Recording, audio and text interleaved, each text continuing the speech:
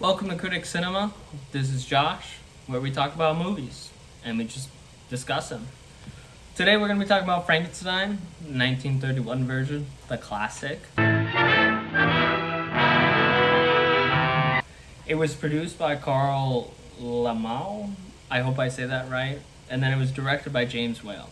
A little bit of some facts about them. Carl actually was the founder of Universal Studios, which I didn't know beforehand, but I think that's super cool. And he's the producer of over 900 movies. He's 5'3". Gives me hope that us short kings, we can do some great stuff. He's produced greats like Phantom of the Opera, obviously Frankenstein, Dracula, All Quiet on the Western Front. So he in himself is legendary. Then you have James Whale. He's a classic horror director. He's from England. He's directed The Invisible Man, Bride of Frankenstein, The Old Dark House, and then obviously Frankenstein itself, which they're all considered classics. It's obviously based off of the 1818 book by Mary Shelley called Frankenstein. It also had another name called The Modern Prometheus, and I kind of like that name. I do kind of wish they went with that. I mean, Frankenstein is classic, and you just can't go wrong with that. But the modern Prometheus, that it just has a nice ring to it. But let's get into it. Let's start with a summary. A spoiler alert, but let's be honest. If you haven't seen the film, or you don't even know the story of Frankenstein, let's culture yourself, okay? It's been 100 years since the film's been out, and it's been 100 plus years since the book. What, almost 200 years at this point for the book? If you don't know the story, spoiler alert. It all starts with Dr. Frankenstein and his hunchback, Fritz. They go to a bunch of graves, they dig them up, they get a bunch of dead bodies, they go back to the laboratory, and they start piecing it together like a jigsaw puzzle. At the end of it, they have a creation, it's the monster. Frankenstein lifts it up during a storm, and it gets electrocuted, and it comes down, and it starts to move. And Frankenstein's like, It's alive. Oh, it's alive. It's alive. It's alive. It's alive. Oh, in the name of God. Now I know what it feels like to be God. but he comes alive, and then they try to keep it in the tower, keep it a secret, but eventually Frankenstein kills Fritz, the henchman. And so then Frankenstein and his older mentor, they're like, well, what the hell do we do now? You just killed someone. So they try to put him down, and they try to kill him, but then obviously you're not gonna put him down like that. He's a monster, right? So he escapes, and he doesn't even terrorize the town. Like, to me, he's not a monster. I mean, he goes and he kills a little girl, but it's by accident. And we're going to get into that. But I think Frankenstein is the most misunderstood monster ever.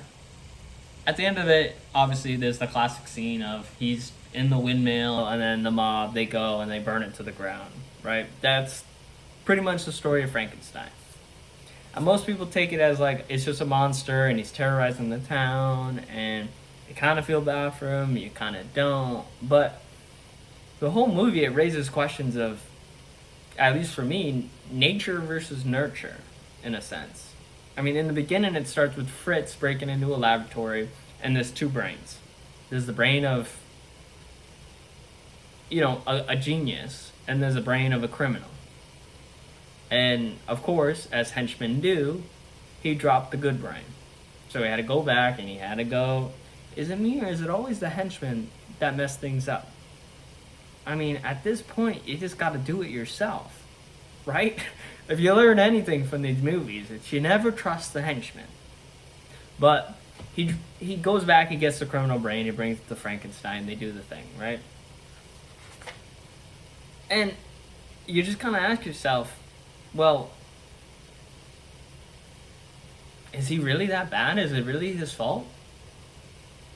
I mean, he's got the brain of a criminal. He didn't have any choice over that. And when he does become alive, he does very much have characteristics of an infant. You know, and the first person he kills is Fritz. To be fair, I never liked Fritz. Fritz deserved it. I mean, they put Frankenstein in the basement, and Fritz was down there whipping him and torturing him with fire. And if you don't know anything about Frankenstein, Frankenstein's biggest fear is fire, right? He's scared to death. All right, so take the mind of an infant mixed in with his natural inclination towards violence, not his fault. Honestly, I blame that on Fritz. And then you throw in whips and fire and fear and all that. Of course he's going to defend himself. Of course he's going to lash out. I mean, yeah, he killed Fritz. And you could say that's a line too far. But I don't think so when he's an infant and his inclination is violence and they don't treat him any differently. Because later in the film, you know, he escapes and he's running around town and he finds a little girl, and she's by the pond.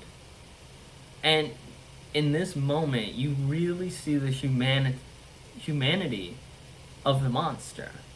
I mean, the little girl, she hands him some flowers, and it's the first time that he smiles.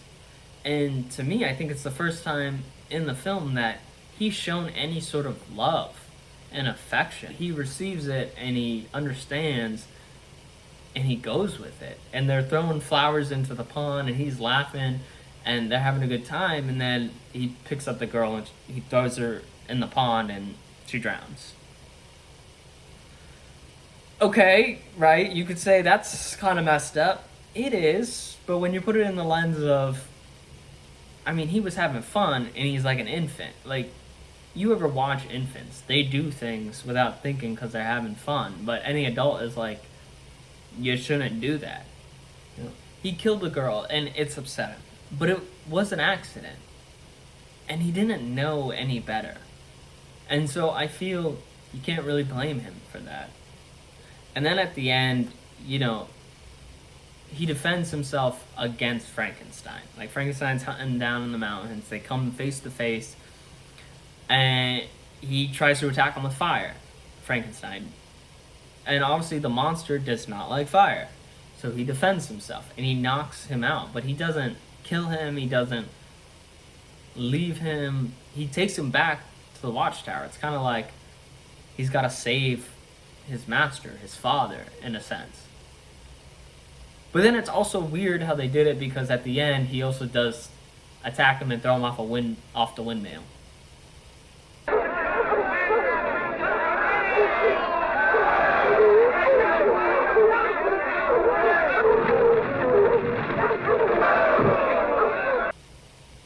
So it's really hard to say, but it does bring questions of, is he in control? Is it really his fault? If given opportunity, could he have matured into something better? Could he have become human? Because I think the scene alone of him with the little girl, and he smiles and he's having fun, shows that there is a human element to him. He's not just a brain-dead monster that everyone thinks he is and he's out for murder. I think he could have been so much more. And I honestly think that in the film, no one's good. I think it should show that everyone in the film is kind of garbage. I mean, Frankenstein, for example, abandoned his fiancée and told her to get out of there because he wanted to do his experiment. And he wasn't nice about it. He's like, leave, like, get out of here. I don't want you here.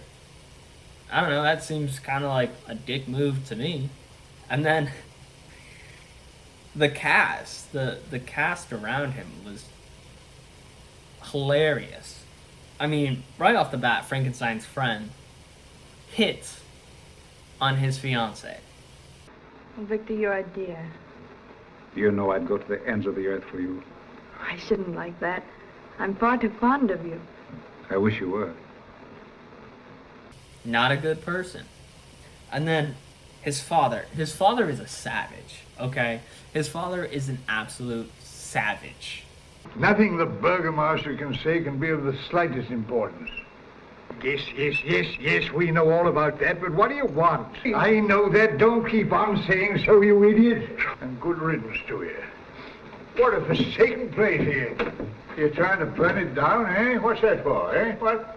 Well, what's the matter with you? You look as if you're being kicked by a horse. I would advise you to take Henry away from here at once. Well, what do you suppose I'm here for? Pleasure? What? Nah. Give the servants some champagne. This stuff's wasted on them. He gives 0 fucks. And I think he is the best character of the movie. He brings in that humor and he makes me laugh. And without it, I think the film could be honestly very, very dark. But it keeps this very lighthearted tone throughout it, except for this one part. And this one part is when the father of the dead daughter is walking through town and he's carrying the dead body of his daughter. I mean, that just kind of hits you. And it's sad. And it really switches up the tone for a minute of like, wow, it got dark.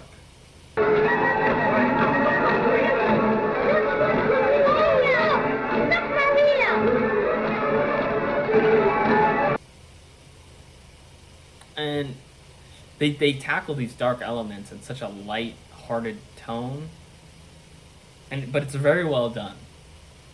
The movie itself is fantastic. The story is fantastic, and it raises questions about humanity. Like, are we really as good as we pretend we are?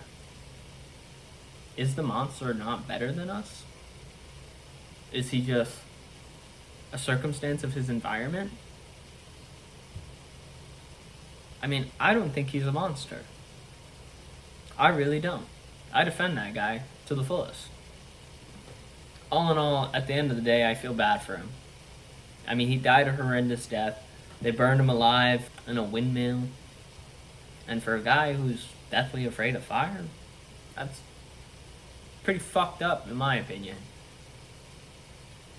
And I don't think you could say it wasn't a victimless crime, because I think there was humanity in him.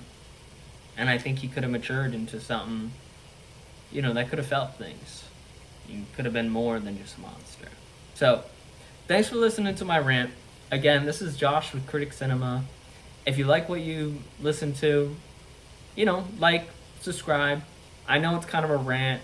It's my first video. I'm still going to try and, organize things. I just kind of thought I'd write down notes and kind of just spitball ideas and throw it off. So it's a little disorganized, a little ranty, a little chaotic. But I'm going to try my best to kind of organize this with videos that come out and really fine-tune it.